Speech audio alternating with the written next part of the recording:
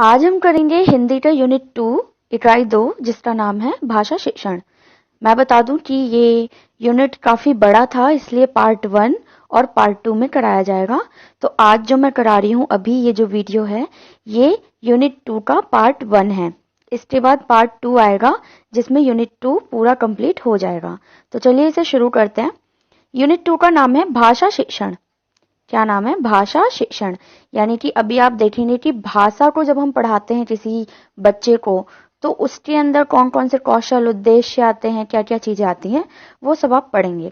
तो सबसे पहले ही जो टॉपिक है वो है आपका भाषा शिक्षण के उद्देश्य। बहुत ही इंपॉर्टेंट क्वेश्चन है, 100% इस पर क्वेश्चन आना ही आना है। आप पिछले साल के क्वेश्चन भी देख सकते हैं, उठा के क्वेश्चन पेपर वहां भी आया हुआ है। तो जो भाषा शिक्षण के उद्देश्य है ना, इनको हम पॉइंट वाइज नहीं याद करते बल्कि कैटेगरी वाइज याद करते हैं कि ना हमने ना कैटेगरी बना रखा है, क्योंकि जो उद्देश्य है वो काफी ज्यादा हैं। तो इसे हमने कैटेगरी में डिफाइन कर दिया है अलग अलग। जैसे कि पहला जो हमारा है वो है कौशलात्मक उद्देश्य। जब हम भाषा शिक्षण करते हैं, भाषा पढ़ाते हैं, तो उसमें जो है एक कौशल से संबंधित उद्देश्य होता है जिसके अंदर आते हैं दो, ग्रहणात्मक उद्देश्य और अभिव्यक्तात्मक। तो ग्रहणात्मक कौशल क्या होता है? ये जुड़ा होता है श्रवण और पठन से, यानी कि सुनना और पढ़ना, है ना। सुनना कानों से और पठन करना यानी कि पढ़ना। और अभिव्यक्ति वाला जो कौशल है उसमें है मौखिक, यानी मुंह से बोलना, अभिव्यक्ति करना, और लिखित, और लिखकर अपनी बातों को सामने रखना। तो ये है हमारा कौशलात्मक उद्देश्य।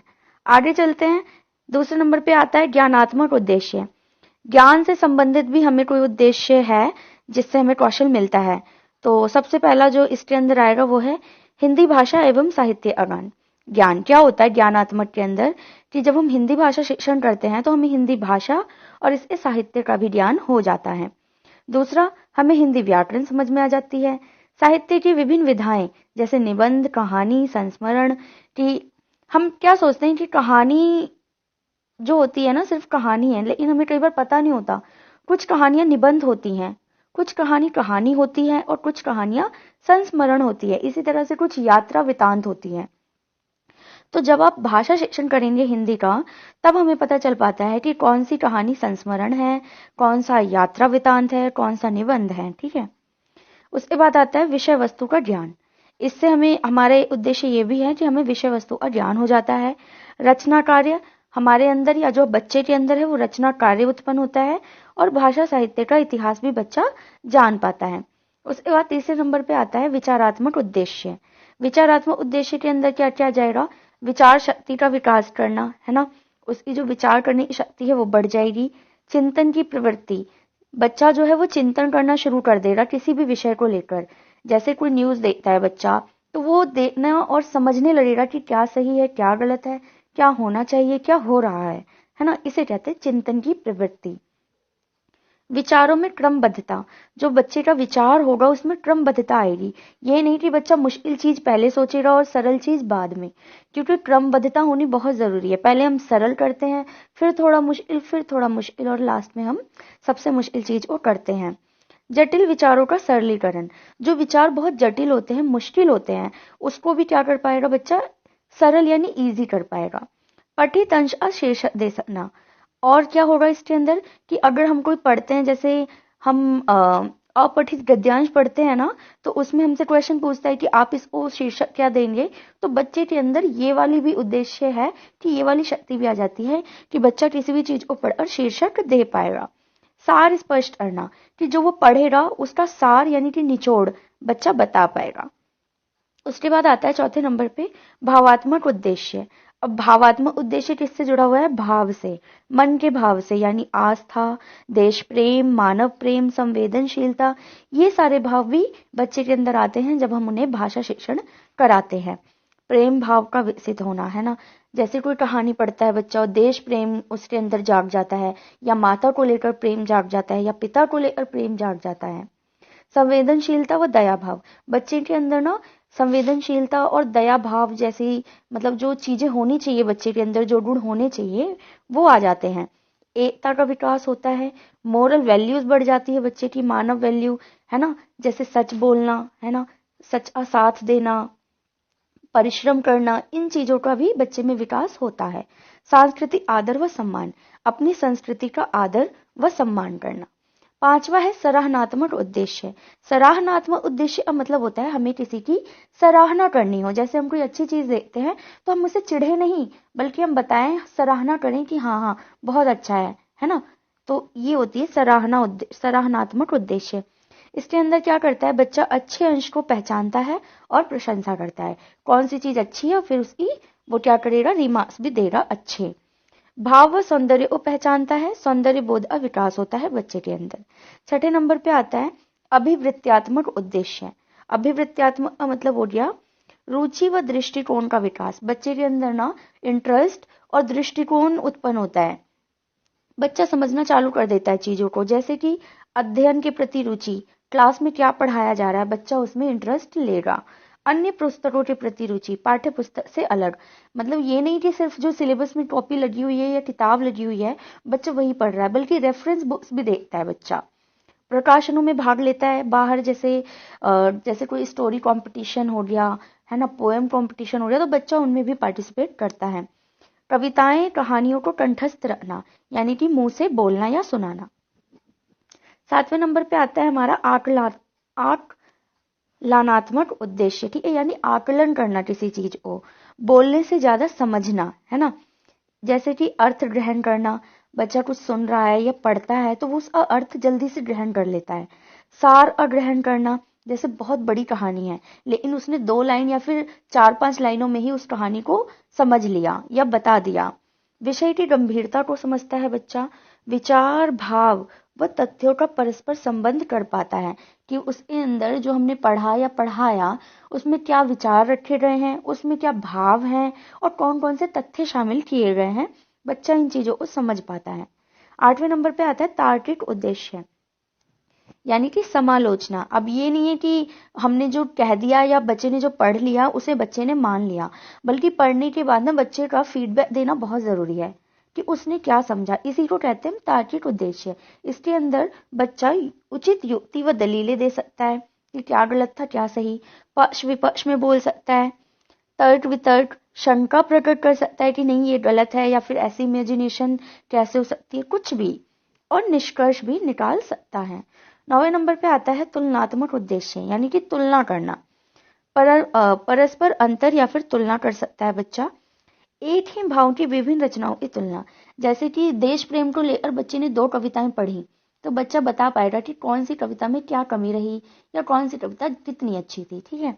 अन्य भाषाओं की तुलना करना कि इंग्लिश का जो साहित्य है या लिटरेचर है वो हिंदी के लिटरेचर से कितना अलग है, दोनों में क्या क्या अंतर है, क्या क्या समानताएं हैं, तो बच्चा ये चीज भी सीखता है। 10वें नंबर पे आता है स्वाध्यायात्मक उद्देश्य, यानी स्व अध्ययन की रुचि। जरूरी नहीं है कि टीचर बोलेगा कि बच्चा कल ये पाठ पढ़ आना तभी बच्चा पढ़े, बल्कि बच्चे के अंदर इतनी रुचि आएगी कि आज जो पाठ खत्म हो गया बच्चा कल खुद नेक्स्ट जो चैप्टर है वो पढ़ के आ जाएगा, यानी कि अतिरिक्त कविता कहानी पढ़ना और लिखना। और हो सकता है उसमें इतना इंटरेस्ट आ जाए कि वो किताब की हर कहानी को पढ़ दे, हर कविता को पढ़ दे, है ना।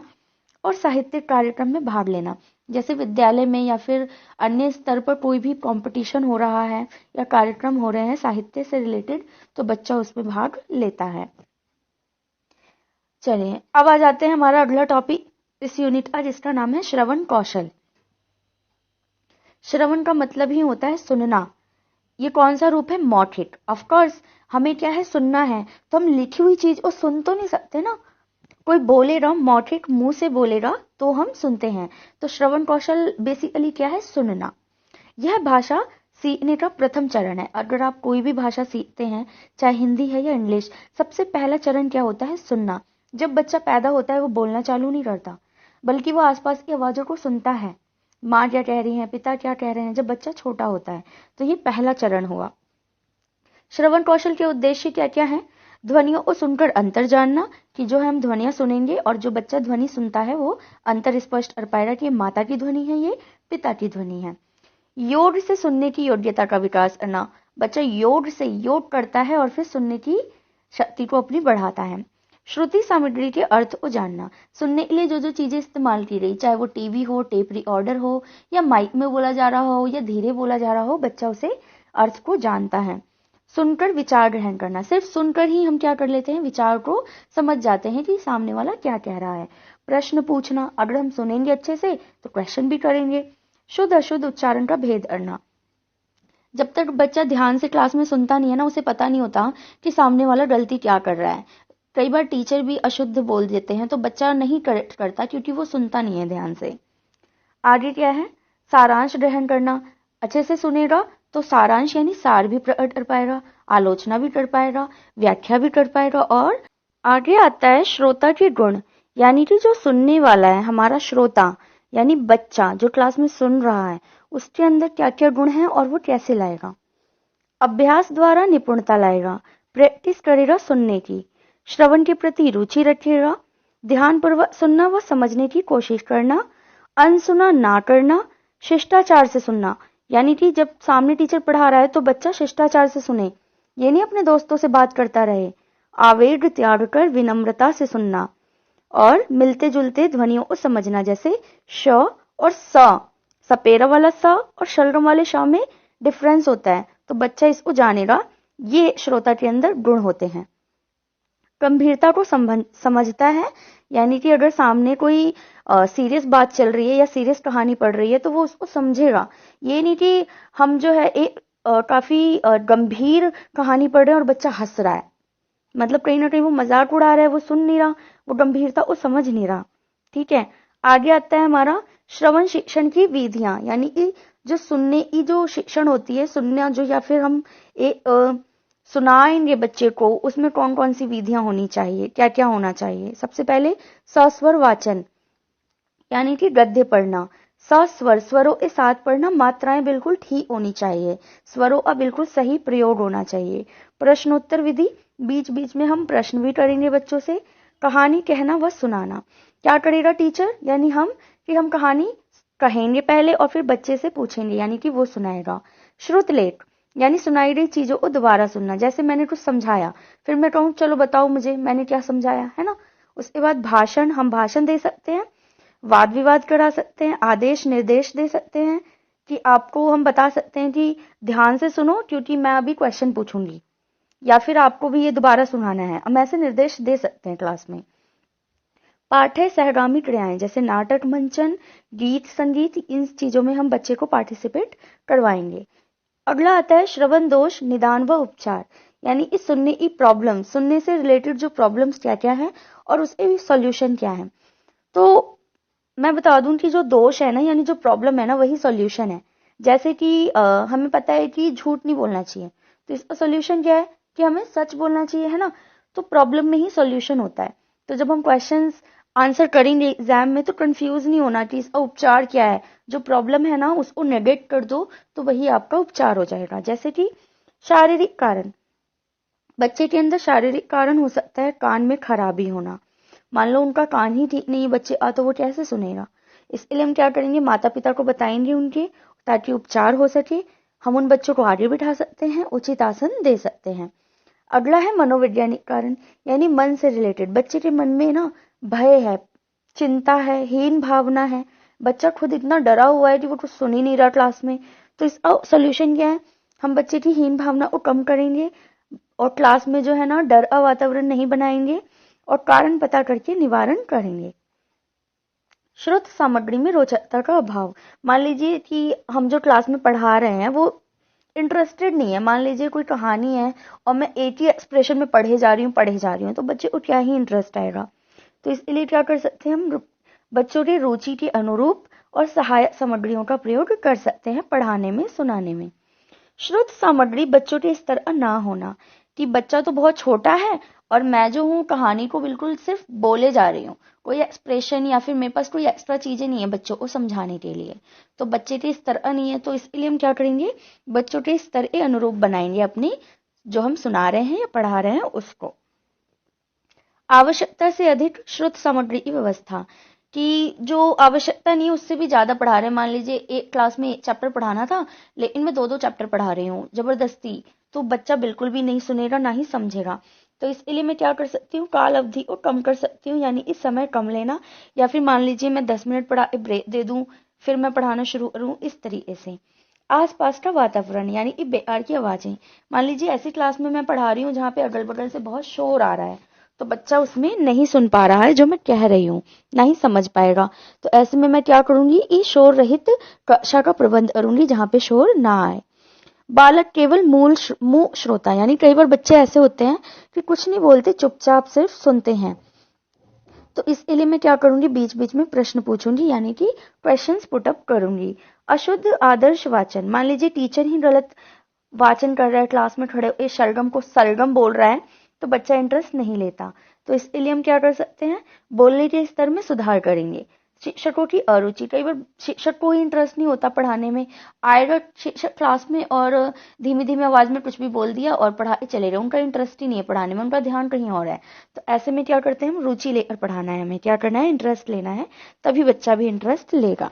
चलिए, तो ये था हमारा श्रोता या फिर श्रवण शक्ति वाला। इसका मूल्यांकन कैसे करेंगे, इवेल्यूएट कैसे करेंगे, हम देखेंगे कि क्या छात्र दूसरों की बातों को ध्यान से सुनते हैं या नहीं, आदर्शवाचक हैं या नहीं, श्रुत सामग्री का अर्थ समझते हैं या नहीं, वो रुचि ले रहे हैं या नहीं, क्या वो सार ग्रहण कर रहे हैं, वक्ता के हाव भाव समझ रहे हैं, प्रश्न पूछने पर क्या वो आंसर दे रहे हैं, और शिष्टाचार का पालन कर रहे हैं या नहीं, कहीं वो शोर तो नहीं मचा रहे क्लास में, शंका प्रकट कर रहे हैं या नहीं, ध्वनियां पहचान रहे हैं या नहीं, है ना।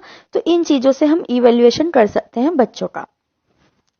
अगला जो हमारा टॉपिक है इस यूनिट में वो है मौखिक अभिव्यक्ति, यानी कि भाषा का मौखिक रूप। भाषा के दो ही रूप होते हैं, लिखित और मौखिक। तो अभी हम बात करेंगे मौखिक। इससे पहले हमने ऊपर किया श्रवण की बात की, यानी सुनने की। अब हम बात कर रहे हैं बोलने की। तो इसके उद्देश्य क्या क्या है या फिर महत्व क्या है। देखिए, पेपर में चाहे उद्देश्य आ जाए, महत्व आ जाए, या फिर इसकी उपयोगिता आ जाए, ये या फिर गुण आ जाए, ये सारी ही चीजें क्या रहेंगी, सेम। तो इसके उद्देश्य क्या क्या हो जाएंगे, शुद्ध उच्चारण, ताकि बच्चा जो है वो शुद्ध उच्चारण कर सके, बिना झिझक प्रवाह के साथ बोल सके, उचित हाव भाव रख सके, उचित बलाघात और अनुतान, ये मैं पहले यूनिट में बता चुकी हूँ कि ये क्या होता है, हिंदी मानक रूपों का प्रयोग कर सके, सहगामी क्रियाओं में भाग ले, यानी स्कूल में जो अदर एक्टिविटीज होती हैं उसमें भाग ले, विचार प्रकट कर सके, अगर बच्चे के मन में कोई विचार है तो बच्चा वो रख सके, बोल सके, अवसर अनुकूल भाषा का प्रयोग कर सके, यानी कि जैसा अवसर हो वो वैसे ही भाषा का प्रयोग करेगा।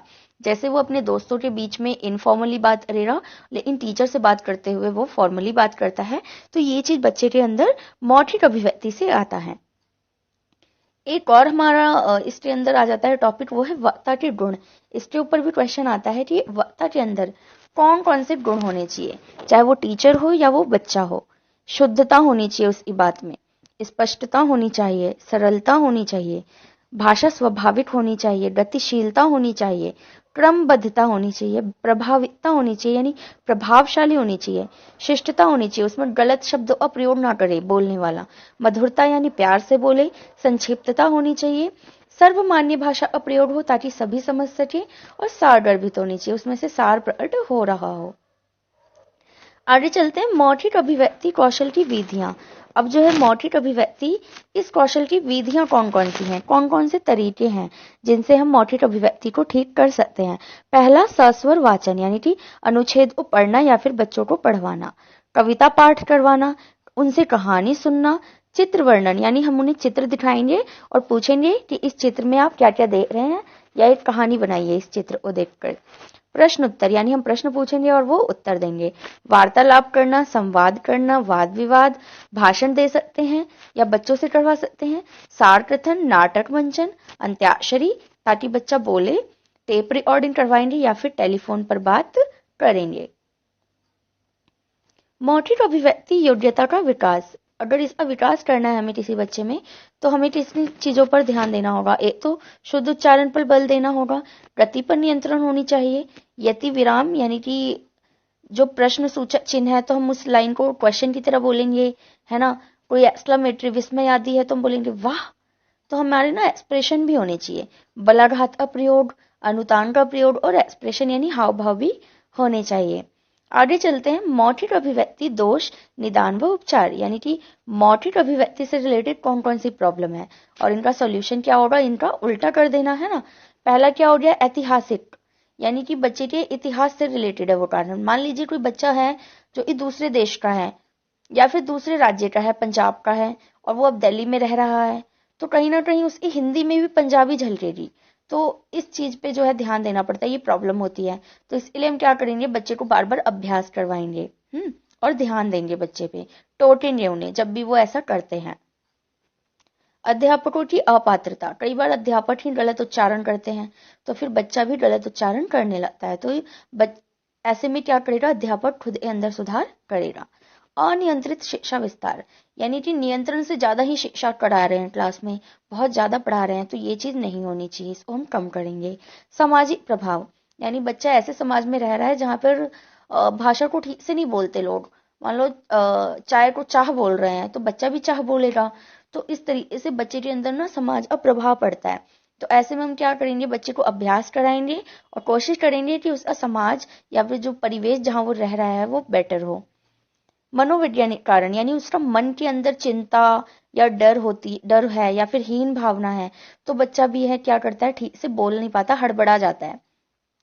तो ऐसे में हम जानने की कोशिश करेंगे कि बच्चे को डर क्यों है और फिर उसे भगा देंगे डर को। शारीरिक कारण, हो सकता है कि बच्चे का शारीरिक कारण है, क्या बच्चा हकलाता है या तुतलाता है, तो ऐसे में हम क्या करेंगे, पेरेंट्स को इन्फॉर्म करेंगे एज अ टीचर, और फिर डॉक्टर से इलाज होगा उसका, या फिर हम भी क्या कराएंगे, उनका अभ्यास करवाएंगे। प्रयत्न लाघव, यानी कठिन शब्दों के उच्चारण से बचना।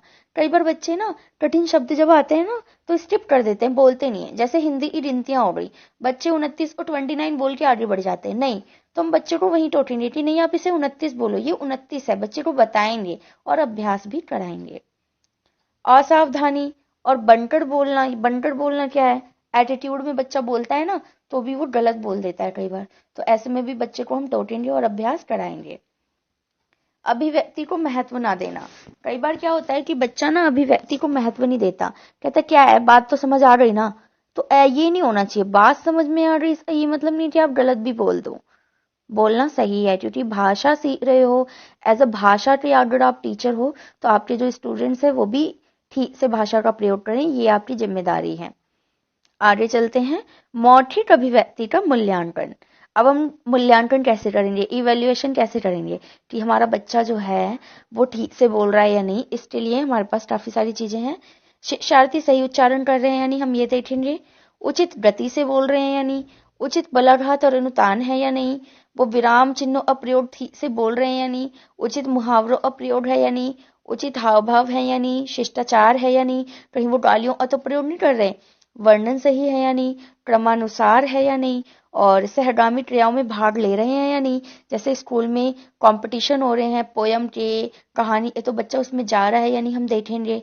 और स्थानीय बोली से मुक्त रख रहे हैं या नहीं, कहीं ऐसा तो नहीं कि जो बिहारी या पंजाबी बच्चा है वो कक्षा के बाहर जो है बिहारी में बात कर रहा है या पंजाबी में बात कर रहा है या क्लास के अंदर ही वो अपनी भाषा में बात कर रहा है, तो इन चीजों का ध्यान रखेंगे हम और इवेल्युएट करेंगे बच्चों को। तो ये था हमारा यूनिट 2 का पार्ट 1, इसके अंदर जो है आधी यूनिट कंप्लीट हो गई है, अब आधी यूनिट जो है पार्ट 2 में आएगी, जिसके बाद आपका यूनिट 2 पूरा कंप्लीट हो जाएगा।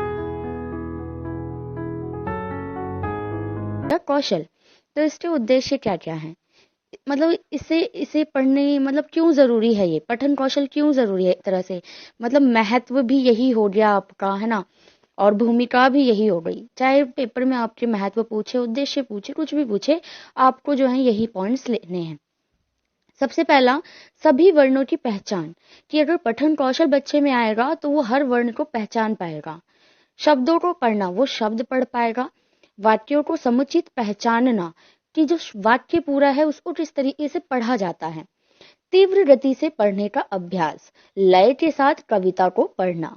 अर्थ ग्रहण करना, मुहावरा, लोकोक्ति व सूक्तियों का अर्थ ग्रहण करना। प्रवाह के साथ पढ़ना और सॉरी यहाँ पे भरना लिखा हुआ है, ये पढ़ना होगा, ठीक है। प्रवाह के साथ पढ़ना और सारांश बता सकना, ठीक है। सारांश बता सकना मतलब कोई भी लिखी हुई चीज जब बच्चे ने पढ़ी तो वो उसका सार बता पाएगा कि बेसिकली लिखा हुआ क्या था ओवरऑल। भावों के अनुसार पढ़ना, जैसे भय, शोक, हर्ष। अब कोई जब बच्चा पढ़ रहा है ना तो उसके एक्सप्रेशन भी मायने रखते हैं, कि जब खुशी वाली बात बच्चा पढ़ता है उसके चेहरे पे स्माइल आ रही होती है, तो ये सारी चीजें भी पठन कौशल के अंदर ही आती हैं। प्रश्नों के उत्तर दे सकना, अध्ययन के प्रति रुचि जागृत करना और स्व अध्ययन की आदत को विकसित करना, यानी खुद से पढ़ने की जो आदत होती है उसका विकास करना। अब हमारे पास आता है पठन के प्रकार। तो यहाँ पे हमारे पास दो प्रकार होते हैं, सस्वर पठन और मौन पठन। सस्वर पठन में क्या होता है कि हम स्वरों को या जो चीजें लिखी हुई हैं उसको अपने मुंह से हर स्वर को, व्यंजन को बोलते हैं और पढ़ते हैं। ये व्यक्तिगत पठन भी हो सकता है और सामूहिक भी, मतलब आप अकेले भी पढ़ सकते हैं और कई बार क्या होता है हम समूह में पढ़ते हैं। मौन पठन क्या होता है, बिना आवाज के पढ़ना। मौन यानी चुपचाप। कई बार टीचर हम जो है क्लास में रहते हैं ना, किसी की आवाज नहीं आनी चाहिए और रीडिंग करो, तो इसका मतलब क्या करता है उस समय बच्चा, गहन पठन करता है। वो ना मन से पढ़ रहा होता है, मन में पढ़ता है लाइनों को और समझता है। और द्रुत पठन, और तेजी से भी पढ़ता है। जब हम मन में पढ़ रहे होते हैं ना, या बच्चा जब चुपचाप पढ़ता है तो वो तेजी से पढ़ता है क्योंकि उसे डिस्टर्बेंस नहीं हो रही होती है। आगे चलते हैं पठन शिक्षण की विधियां, कि पठन शिक्षण की विधियां कौन कौन सी, किस विधि से हम जो है बच्चों को ये कौशल दे सकते हैं। पहला वर्ण विधि, हम क्या करेंगे उसमें वर्णों की पहचान कराएंगे बच्चों को। शब्द विधि, शब्दों की पहचान कराएंगे। वाक्य विधि, वाक्यों की पहचान, कि वाक्य कैसे होते हैं, किस तरह से होते हैं। और ध्वनि साम्य विधि, जिसमें कि ध्वनि साम्य यानी ध्वनि साम्य का मतलब होता है जो सुनने में जैसे हो, जैसे सम नम, फल कल, तो बच्चा इसमें अंतर स्पष्ट कर पाए। कविता विधि, इसमें हम कविताएं पढ़ाते हैं बच्चों को। साहचर्य विधि, जिसमें हम क्या करते हैं, चित्र या फिर कोई वर्ण दिखाकर बच्चे को पढ़ाते हैं। संयुक्त विधि, इसमें क्या करते हैं हम, मिश्रित होता है, इसमें हम कोई भी विधि इस्तेमाल कर लेते हैं। अब आगे आता है कि पठन योग्यता का विकास, कि जो पढ़ने की क्षमता है हम बच्चों के अंदर, इसमें विकास कैसे करेंगे। तो ये भी पॉइंट जो है एग्जाम में आने के बहुत बहुत चांसेस होते हैं। सबसे पहला कि पाठशाला के वातावरण में बालक का परिचय, कि जो स्कूल है और बच्चा है उन दोनों के बीच इंटरेक्शन बढ़ना चाहिए, पता होना चाहिए उन्हें, ठीक है। पठन संबंधी कुशलताओं का निर्माण, कि अब पढ़ने से रिलेटेड जितनी भी क्षमताएं हैं हम उन चीजों का निर्माण करेंगे बच्चों में। व्यक्ति दोषों का निदान, अगर बच्चे में कोई प्रॉब्लम है, बोलने में दिक्कत है या वर्णों को जोड़कर शब्द बनाने में दिक्कत है, तो हम इन चीजों का निवारण करेंगे, बच्चे को बार बार प्रैक्टिस कराएंगे। पुस्तक पढ़ने से पहले तैयारी, मान लीजिए मैं बच्चे को पढ़ाने के लिए खड़ा कर रही हूँ या फिर एक पुस्तक दे रही हूँ पढ़ने के लिए, उससे पहले ना मैं उस पुस्तक के बारे में या कहानी के बारे में थोड़ा सा बता दूंगी, तो बच्चे को इससे हेल्प हो जाएगी और वो अच्छे से पढ़ पाएगा। आगे चलते हैं। अब पठन जो कौशल है इसका मूल्यांकन किस तरह से हम करेंगे बच्चों के अंदर, कि बच्चा ठीक से पढ़ रहा है या नहीं। हम क्या देखेंगे कि उसे वर्णमाला की पहचान है या नहीं, वर्णों के मेल से वो शब्द बना पा रहा है या नहीं बना पा रहा है, वाक्य समुचित पढ़ रहा है या नहीं, उचित लय के साथ कविता पढ़ रहा है या फिर कविता को भी कहानी की तरह पढ़े जा रहा है ना। पठन सामग्री का अर्थ ग्रहण कर रहे हैं या नहीं, उनके हाव भाव कैसे हैं, एकाग्रता से पढ़ते हैं या नहीं, उचित प्रवाह, गति, विराम चिन्हों का प्रयोग वो ठीक से अपने बोली में कर रहे हैं या नहीं कर रहे हैं, उपयुक्त वो शीर्षक दे पा रहे हैं या नहीं। मतलब मान लीजिए वो कुछ पढ़ते हैं, पढ़ने के बाद क्या होता है कि हम उसको टाइटल दे सकते हैं या नहीं। अगर हम टाइटल दे पा रहे हैं दैट्स मीन कि हमने बहुत अच्छे से उसको पढ़ लिया है। निष्कर्ष निकाल पा रहे हैं या नहीं, तो इन चीजों से हम बच्चों का इवैल्यूएशन करते हैं। आगे चलते हैं पठन से संबंधित दोष और उसके उपचार। जैसा कि मैं पहले बता चुकी हूँ, जो दोष है ना, अगर हम उनको माइनस कर दें तो वही क्या हो जाते हैं, हमारे उपचार हो जाते हैं। जैसे पहला हो गया अशुद्ध उच्चारण, दूसरा समान वर्णों में भेद न कर पाना, ये भी एक प्रॉब्लम है। अनुचित पठन गति मतलब कभी तो बहुत तेजी पढ़ेंगे, कभी बहुत स्लो पढ़ेंगे। अनुचित पठन शैली का सही प्रयोग नहीं है। शारीरिक दोष हो सकता है बच्चे के अंदर, है ना। मानसिक दोष यानी कि भय, चिंता, वही घर व समाज का वातावरण, अभ्यास की कमी, बच्चा प्रैक्टिस नहीं करता। संवेगात्मक कारण हो सकता है बच्चे का, और व्यक्तिगत कारण भी बच्चे के अंदर हो सकते हैं जिस वजह से बच्चा अच्छे से पढ़ता नहीं है। तो इसके उपचार के लिए हम क्या करेंगे, ठीक करेंगे इन चीजों को, जो हो सकेगा हम करेंगे, कोशिश करेंगे, और आवश्यक व उपयुक्त उपचार भी बच्चे का करवाएंगे अगर जरूरत पड़ती है तो। अगला हमारा टॉपिक है लेखन कौशल। चलिए, हम इससे पहले पठन कौशल पढ़ चुके हैं, मौखिक कौशल पढ़ चुके हैं, अभी हमारे पास आ गया है लेखन कौशल, यानी लिखित अभिव्यक्ति। लिखकर, सबसे बढ़िया जो होता है ना लिखना, और लिखकर हम किसी के पास अपने विचारों को भेज रहे हैं तो कहीं ना कहीं हम साक्षर कहला रहे हैं, ठीक है। तो लेखन कौशल का महत्व क्या है या फिर भूमिका क्या है, एक ही बात है, या उद्देश्य क्या है। तो क्या होता है कि लेखन कौशल के अंदर विचारों को मूर्त व लिखित रूप देना। मान लीजिए मेरे मन में कोई विचार है, मैं उसको लिख कर एक मूर्त रूप दे रही हूँ उसे। व्यापार में लेखा जोखा व्यापार में बहुत जरूरी है, क्योंकि वहां पे बहुत लंबे चौड़े हिसाब होते हैं जिसको याद नहीं रखा जा सकता, तो लिखकर हम उसको रखते हैं। भाषा पर अधिकार कर पाना, यदि आप लिखते हैं तो आपका भाषा पर भी अधिकार हो जाता है, क्योंकि लिखते समय हम गलत शब्दों का प्रयोग नहीं करते। साक्षर का पर्याय है लिखना। अगर आप साक्षर हैं, पढ़े लिखे हैं, तो आपको लिखना आता है। संस्कृति व सभ्यता को संरक्षण देता है। कोई भी संस्कृति हो, उसकी लिखित सामग्री हमें प्राप्त है। अधिक प्रामाणिकता होती है इसकी। अगर लिखी हुई चीज है ना, तो वो मानने वाली बात होती है, मान्य होती है। कहते हैं ना, कहाँ लिखा है ऐसा, तो अगर आप लिख के रखते हैं चीजों को, तो ये ज्यादा मान्य होती हैं। अंतर्राष्ट्रीय संप्रेषण, अगर इंटरनेशनली हमें बातचीत करनी होती है दूसरे देशों से, तो जरूरी नहीं है कि हम सीधे फोन ही कर देते हैं, लिख कर अपनी बातों को पहुंचाते हैं, पुराने टाइम पे भी और अभी भी। साहित्य सृजन, यानी कि कहानियां, कविताएं लिखना, साहित्य लिखना है ना, तो इसके लिए हमें लेखन आना चाहिए। सुंदर व स्वच्छ लेखन, शुद्ध वर्तनी व साफ होनी चाहिए। विराम चिन्हों का प्रयोग होना चाहिए। नवीन शब्दावली होनी चाहिए, यानी अगर नए नए शब्द आ चुके हैं तो हमें नए शब्दों का भी प्रयोग करना है लेखन में। व्याकरण के अनुरूप होना चाहिए, व्याकरण गलती नहीं होनी चाहिए, और विचारों में क्रमबद्धता होनी चाहिए। तो ये था हमारा लेखन कौशल।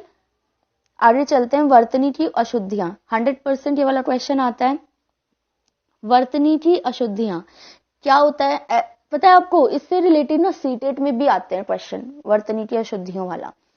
स्वर संबंधी अशुद्धि सबसे पहली, जिसमें हम स्वरों की गलती करते हैं। जैसे कुछ लोग बादाम को बादाम बोलते हैं, तो ये गलत है। सही उच्चारण क्या है, बादाम, ठीक है। उसके बाद हम बोलते समय ना बहुत ज्यादा गलतियां करते हैं, क्योंकि लिखते भी गलत है कुछ लोग। फिर जो सुनते हैं और जो बोलते हैं वही लिख देते हैं। जैसे सामान होता है ना कि समान। अब व्यंजन संबंधी, व्यंजन को लेकर भी लोग गलत बोल देते हैं और लिख भी देते हैं। जैसे कि तंबाकू को क्या लिख देते, तंबाकू, तो ये गलत है। दिमाग को क्या बोलते हैं, दिमाग, ये भी गलत है ना। आगे चलते हैं, अनुस्वार संबंधी।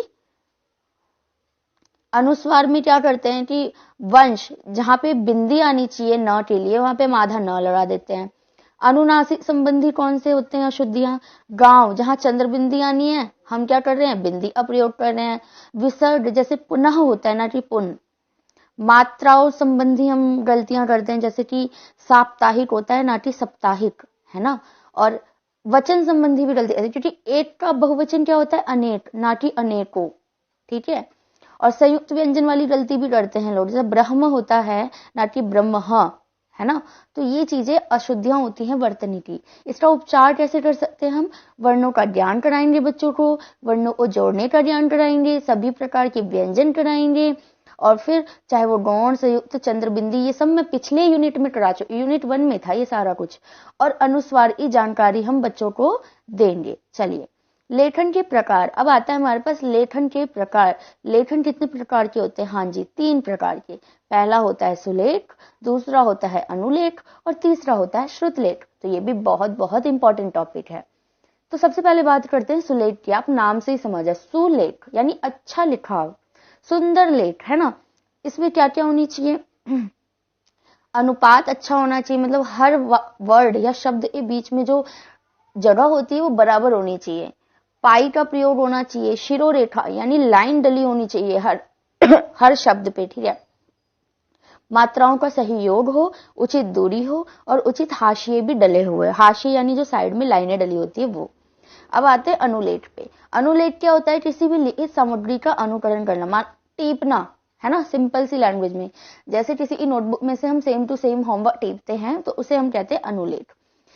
चाहे हो सकता है हम श्यामपट्ट से लिखना, श्यामपट्ट में मैडम लिखवा रही हैं और फिर हम उसे पूरा पूरा अपनी कॉपी में लिखते हैं। सुलेख, माला पुस्तिका, इसकी पुस्तिकाएं भी होती हैं। इसमें क्या होता है कि एक लाइन लिखी हुई होती है और दूसरी लाइन, तीसरी लाइन खाली होती है, जिसपे बच्चा लिखता है। तो ये भी अनुलेख का ही एक उदाहरण है। और अनुलेख जो है वो कक्षा 4 से 6 तक के लिए बहुत ज्यादा उपयोगी होता है। तीसरा आता है हमारा लेख का प्रकार श्रुतलेख। श्रुत यानी सुना हुआ, सुनी हुई ध्वनि को लिखना। जैसे कि कॉलेजेस में होता है ना, लेक्चर देते हैं प्रोफेसर और हम नोट्स तैयार करते हैं।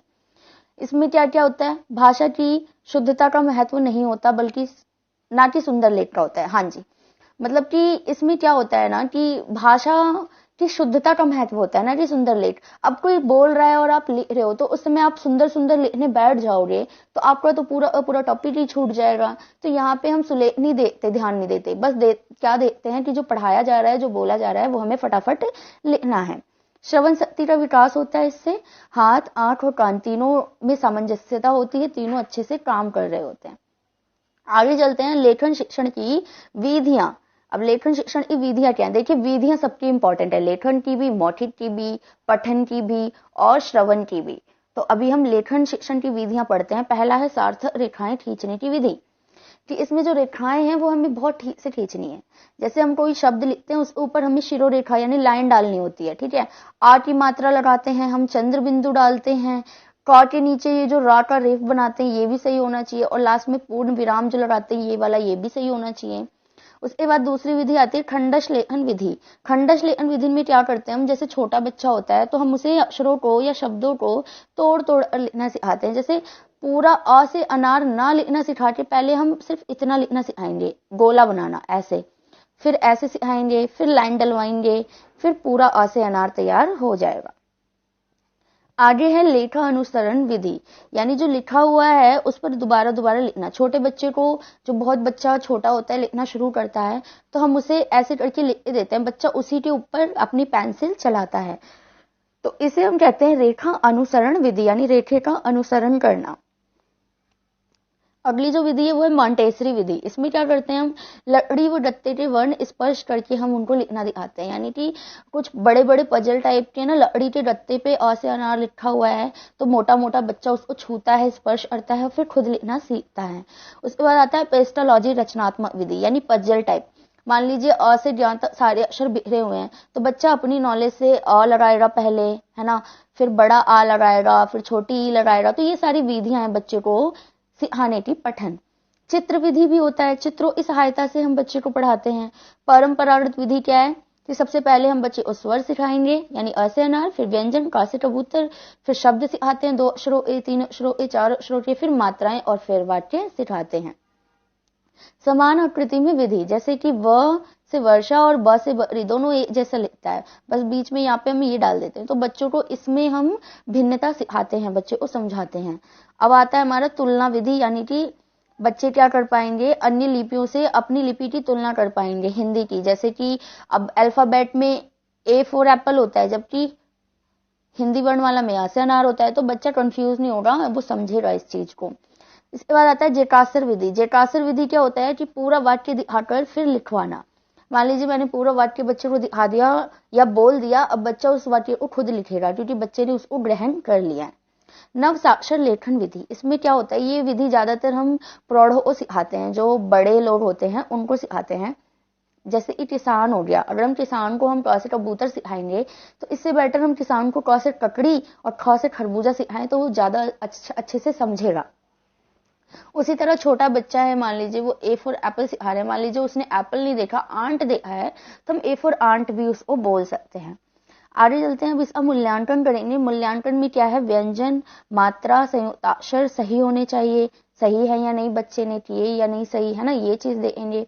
उचित गति से लिखा है या नहीं, उचित वाक्य विन्यास है या नहीं, शुद्ध वर्तनी है या नहीं, विराम चिन्हों का सही प्रयोग किया या नहीं किया, व्याकरण सही है या नहीं है, मुहावरे लोकोक्तियों का सही प्रयोग है या नहीं, क्रमबद्ध में लिखा या नहीं लिखा, अभिव्यक्ति अनुकूल है या नहीं है, सृजनात्मक व रचनात्मक लेखन है या नहीं। तो इस तरीके से हम इसका मूल्यांकन करेंगे। आगे चलते हैं लेखन दोष और निदान कि मतलब लेखन संबंधी प्रॉब्लम कौन कौन सी है। पहली व्यक्तिगत प्रॉब्लम, वही मानसिक और शारीरिक हो सकती है ना। हो सकता है उसके हाथ में बार बार पेन हो रहा है या उसके दिमाग में कुछ और ही चीजें चल रही हैं इसलिए वो लिखने पे ध्यान नहीं दे रहा है बच्चा। स्वभावगत कारण यानी लापरवाही, कुछ बच्चे लापरवाह भी होते हैं, मान लीजिए काम नहीं करते, होमवर्क नहीं करते हैं। सामाजिक कारण हो सकता है, भाषा से रिलेटेड, जहां वो रहते हैं वहां पे कोई और भाषा इस्तेमाल हो रही है, स्कूल में कोई और भाषा इस्तेमाल हो रही है, तो बच्चा वैसे ही कंफ्यूज रहता है। लिपिगत कारण हो सकता है, समान वर्णों का। व्याकरणिक कारण, उसे व्याकरण नहीं आती। शैक्षणिक कारण यानी शिक्षा में भी कमी हो सकती है। और उपकरणिक कारण, लेखन सामग्री अच्छी ना हो, मान लो उनकी पेंसिल ही बार बार टूटे जा रही है नोक, या पेंसिल जो है डार्क नहीं है। तो इन चीजों का उपचार कैसे करेंगे हम, उचित उपचार करेंगे। क्या करेंगे कि हम जितना हो सकेगा उपचार करेंगे बच्चे का, हेल्प करेंगे, उनकी उचित अभ्यास कराएंगे, इवेल्युएट करेंगे उन्हें, सामाजिक जागरूकता करेंगे और सही उपकरण का प्रयोग करेंगे ताकि इन दोषों से निदान पाई जा सके। आगे हमारा जो अंतिम टॉपिक है वो इस यूनिट का वो है संप्रेषण कौशल। संप्रेषण कौशल क्या है? संप्रेषण का मतलब ही क्या होता है? एक जगह से दूसरी जगह पे अपने विचारों को पहुंचाना, अपनी बात को पहुंचाना। इसके उद्देश्य क्या क्या है? इसके उद्देश्य ये है कि बच्चा इससे क्या क्या समझेगा, संप्रेषण के अर्थ व उसके स्वरूप को समझेगा, संप्रेषण की उपयोगिता को समझेगा, संप्रेषण को प्रभावशाली बनाना सीखेगा, संप्रेषण की बाधाओं को दूर करेगा, अपनी बात को सही अर्थों में दूसरे तक पहुंचाएगा, अधिगम्य गुणवत्ता आएगी और विचारों का सही रूप प्रस्तुत होगा। संप्रेषण के गुण क्या क्या होते हैं? 2 गुण हैं यहाँ पे। पहला, विषय का ज्ञान होना। अगर संप्रेषण अच्छा है ना, तो जो विषय, जिस टॉपिक के बारे में बात हो रही है, जैसे मैं और आपके बीच में जो संप्रेषण हो रहा है, तो मैं जो कहना चाह रही हूँ वो आप तक बहुत अच्छे से जाएगा। ये होता है संप्रेषण का गुण। दूसरा गुण होता है, इस गुण के अंदर क्या होता है, शिक्षार्थी तक भेजने की क्षमता होनी चाहिए। टीचर क्या बोल रहा है वो शिक्षार्थी तक पहुंच जाए, तो यही क्या होगा, इसका गुण होगा। आगे चलते हैं, संप्रेषण को प्रभावित करने वाले कारक, मतलब संप्रेषण को किन किन चीजों से फर्क पड़ता है। पहला, शोर। अगर शोर हो रहा है तो संप्रेषण होना बिल्कुल बेकार है। अभिप्रेरण यानी शून्य वातावरण। मान लीजिए शिक्षक तो इतनी दूर खड़ा है, पीछे वाले बच्चों को सुनाई नहीं दे रहा, संप्रेषण हो ही नहीं रहा, टीचर की बात बच्चे तक जा ही नहीं रही। मनोवैज्ञानिक बाधाएं शिक्षक में भी हो सकती हैं और शिक्षार्थी में भी। यानी हो सकता है टीचर को अपनी पर्सनल प्रॉब्लम्स है, उसके अंदर डर है, चिंता है, या बच्चे के अंदर है, तो भी संप्रेषण नहीं हो पाता। शारीरिक परेशानी जैसे थकान, सर दर्द हो गया तो भी। आगे चलते हैं, संप्रेषण अपेक्षाएं एवं सीमाएं। इसका मतलब होता है कि संप्रेषण में तो कमियां क्या क्या हैं और फिर क्या होना चाहिए, यानी हम क्या अपेक्षा करते हैं संप्रेषण को अच्छा करने के लिए, और इसकी सीमाएं यानी कि कमियां क्या क्या हैं। तो सबसे पहला जो कमी है वो है व्यवहारिक हिंदी से रिलेटेड है। व्यवहारिक हिंदी क्या होती है? हमारी आम बोलचाल की भाषा होती है। इसमें क्षेत्रीयता का रूप होता है। आम बोलचाल की भाषा बिहार की अलग है, राजस्थान की अलग, पंजाब की अलग, दिल्ली की अलग। तो इसमें सीमाएं क्या होगी इसकी व्यवहारिक हिंदी की, कि अशुद्धियां बहुत ज्यादा हो जाएंगी। जैसे कुछ क्षेत्र में लोग चाय बोलेंगे तो कुछ क्षेत्र में लोग जैसे बोलते ना, चाय वाय लेके आओ, चाय वाय ले आओ। तो चाय तो ठीक है, लेकिन वाय शब्द कोई शब्द थोड़ी ना है। तो ये एक तरह से सीमा होती है। तो इसकी अपेक्षा हम क्या करते हैं कि अशुद्धियों का निवारण किया जाए। हम ये उम्मीद करते हैं कि इन कमियों को पूरा किया जाए। दूसरा आता है प्रायोगिक हिंदी, जिनका हम प्रयोग करते हैं प्रयोग द्वारा, जैसे शिक्षा में या सरकारी कार्यालय में हम हिंदी का प्रयोग करते हैं। इसकी सीमाएं क्या होंगी? गहनता पूर्वक ध्यान ना देना, क्योंकि शब्द ऐसे ऐसे आ जाते हैं ना, कई बार हमें उन शब्दों का मीनिंग ही नहीं पता होता। लिटरेचर में जो हिंदी होती है, या आप देखिए संविधान के कुछ ऐसे शब्द हैं जो नहीं समझ में आते हैं, बड़े बड़े होते हैं। तो इससे हम अपेक्षा क्या करते हैं कि ध्यान दिया जाए, कि जिन शब्दों को ऐसे ही छोड़ दिया जा रहा है उस पर ध्यान दिया जाए। तीसरा आता है हमारा मानक हिंदी, यानी स्वस्वीकृत भाषा, क्योंकि हिंदी को सबने ही स्वीकार किया है ना। तो इसकी सीमाएं क्या है? क्षेत्रवादी परिवर्तन। हर क्षेत्र में हिंदी को अपने अपने रूप से अपनाया गया, हर क्षेत्र में हिंदी को बदल दिया जाता है। हम अपेक्षा क्या करते हैं सभी से कि व्यवहारिकता के कारण मानक हिंदी घात ना हो, यानी कि भले आप राजस्थान के हों, बिहार के हों, पंजाब के हों, हरियाणा के हों, लेकिन जो शुद्ध हिंदी है उसको आप हिंदी को ठीक से ही बोलिए। ठीक है, आगे चलते हैं। पाठ योजना अगला हमारा टॉपिक है। पाठ योजना क्या होता है कि बच्चे को पढ़ाने से पहले जो हमें प्लानिंग करते हैं ना चैप्टर को पढ़ाने की, वो तो आपके पेपर में ना ये क्वेश्चन भी जरूर आता है। और अभी जो मैं आगे कराने वाली हूँ ना पॉइंट, ये तो मतलब बहुत मोस्ट इंपॉर्टेंट है आपके लिए। तैयारी के साथ शिक्षण करना, ठीक है। इसका मतलब सबसे पहले इसके अंदर क्या आएगा? सामान्य जानकारी। आपको अपने आप जो पढ़ाने जा रहे हो ना उसकी नॉलेज होनी बहुत जरूरी है। उसके बाद उद्देश्य, विशिष्ट और सामान्य। आपको उस टॉपिक के दोनों उद्देश्य पता होने चाहिए, विशिष्ट भी और सामान्य भी। आपके पास सहायक सामग्री होनी चाहिए, पूर्व ज्ञान से रिलेटेड क्वेश्चन होनी चाहिए, प्रस्तावना होनी चाहिए, कथन उद्देश्य करेंगे, आप बताएंगे आप क्या पढ़ाने वाले हैं। उसके बाद प्रेजेंटेशन यानी कि प्रस्तुतिकरण करेंगे। लास्ट में आप बच्चों का मूल्यांकन लेंगे कि उन्होंने क्या सीखा, और फिर लास्ट में होमवर्क देंगे। इसके बाद आपका पाठ्य योजना खत्म हो जाएगा। अब इस टॉपिक का एकदम लास्ट टॉपिक जो है इस वाले यूनिट 2 का जो लास्ट टॉपिक है और बहुत इंपॉर्टेंट है, वो है कक्षा में धीमी गति से सीखने वाले छात्रों की पहचान, कारण व उनकी प्रगति के उपाय। कि जो बच्चे क्लास में बहुत ही अच्छे से नहीं सीख पा रहे हैं, धीमी गति से चल रहे हैं, बहुत ही स्लो हैं, उनकी आप पहचान कैसे करेंगे और फिर कारण पता लगाएंगे और फिर उनके लिए आप क्या क्या उपाय करेंगे। तो ये अलग से ही क्वेश्चन बन के आता है। पहचान के लिए आप क्या करेंगे, जांच के लिए आप उपलब्धि परीक्षा करवाएंगे, परीक्षा लेंगे और आपको पता चल जाएगा कि कौन सा बच्चा स्लो है। बुद्धि परीक्षाएं कराएंगे क्लास में आप, मनोवैज्ञानिक परीक्षण करेंगे, बच्चों से कुछ ऐसे मनोवैज्ञानिक क्वेश्चंस पूछेंगे और फिर जब बच्चे आंसर देंगे तो आपको पता चल जाएगा कि कौन सा बच्चा स्लो है। व्यवहार परीक्षण, आप बच्चों का बिहेवियर नोटिस करेंगे, कौन सा बच्चा कैसे बिहेव कर रहा है ना। और सामाजिक स्थिति की पहचान करेंगे, कौन सा बच्चा किस समाज से आ रहा है। विद्यालय गतिविधियों द्वारा, विद्यालय में जो गतिविधियां होती है उसमें कौन सा बच्चा ऐसा है जिसने कभी पार्टिसिपेट नहीं किया और आपको पता चल जाएगा कि हाँ, उस बच्चे में इस चीज की कमी है। साक्षात्कार द्वारा, अगर आवश्यकता पड़ती है तो आप बच्चे से सामने से इंटरव्यू लेंगे या फिर बात भी करेंगे। तो इस तरह से हम जो है स्लो बच्चों की पहचान करेंगे। अब रीजन क्या क्या हो सकते हैं इनके। पहला रीजन शारीरिक कारण हो सकता है, बच्चे का शरीर में कोई ऐसी प्रॉब्लम है कि बच्चा एक्टिव नहीं है। पारिवारिक कारण हो सकता है, उसके परिवार में हो सकता है कुछ प्रॉब्लम हो, झगड़े होते हो जिस वजह से बच्चा टेंस रहता है। विद्यालय कारण, विद्यालय उसको पसंद नहीं है, वहां के लोग उसको पसंद नहीं आ रहे हैं। परिवेश संबंधी कारण भी हो सकते हैं कि उसकी परवरिश ऐसे हो रही है जिस तरीके से वो बच्चा अपने आप को डेवलप नहीं कर पा रहा। तो ये कारण हो सकते हैं, चारों कारण आपको रट लेने हैं। आगे इसका उपाय क्या करेंगे, एज अ टीचर आप क्या कर सकते हैं बच्चे के लिए। नियमित रूप से स्वस्थ परीक्षण व उपचार, स्कूल में होता है ना हेल्थ और फिजिकल टेस्ट भी होते हैं बच्चों का, तो वो कराया जाएगा। समायोजन में सहायता, बच्चे को सबके साथ मिलकर, हम जितना हो सके उनको मिलकर रहने के लिए कहेंगे। अतिरिक्त कक्षाओं की व्यवस्था, एक्स्ट्रा क्लासेस लगाएंगे। प्रतिभावान बालकों की संगति, मतलब जो बच्चे ज्यादा एक्टिव रहते हैं हम उस कम एक्टिव वाले बच्चों को भी उनके साथ जोड़ देंगे, साथ में रखेंगे। विशेष शिक्षण विधि का प्रयोग करेंगे और नियमित उपस्थिति का जांच करेंगे कि बच्चा रोज आ रहा है या नहीं आ रहा है। सहगामी क्रियाओं की व्याख्या करेंगे, मतलब व्यवस्था करेंगे, स्कूल में जो है सिर्फ क्लास में पढ़ाना ही नहीं है बल्कि उसके अलावा रनिंग और फिटनेस कैंप, ये सारी चीजें लगाएंगे ताकि बच्चा अपने आप को एक्टिव बना सके। मूल्यांकन की उचित व्यवस्था करेंगे, वातावरण अनुकूल करेंगे। मनोवैज्ञानिकों की सहायता लेंगे, कई बार हम स्कूल में मनोवैज्ञानिक बुलाते हैं बच्चे को समझने के लिए। और शिक्षक व्यवहार, यानी टीचर जो है वो अपना बिहेवियर भी बच्चे के प्रति बदलेगा, फ्रेंडली होगा।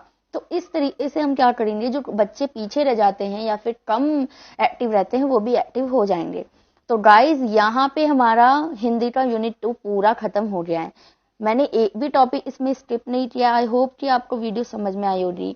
मैं फिर से बता दूं कि ये यूनिट 2 का पार्ट 2 है, इससे पहले पार्ट